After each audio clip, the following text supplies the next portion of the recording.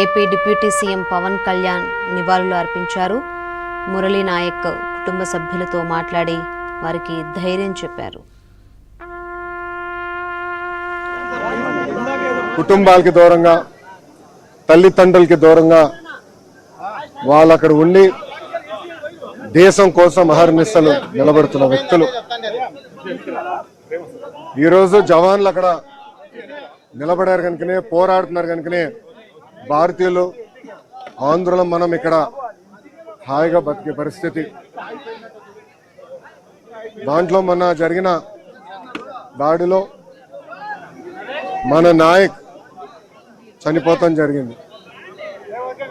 మురళీ నాయక్ చిన్నప్పటి నుంచి కూడా మిలిటరీకి నేను ఉంటాను, నేను చనిపోతే భారతదేశ జెండా కప్పుకుని చనిపోతానని పదే పదే అతని కుటుంబానికి చెప్తాం జరిగింది.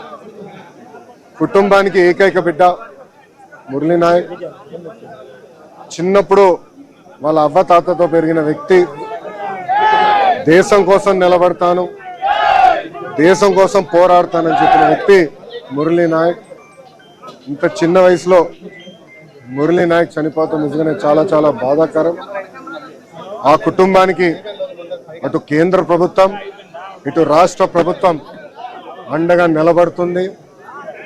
గౌరవ ముఖ్యమంత్రి గారు మాతో మాట్లాడారు, ఉప ముఖ్యమంత్రి గారు, అదేవిధంగా హెల్త్ మంత్రి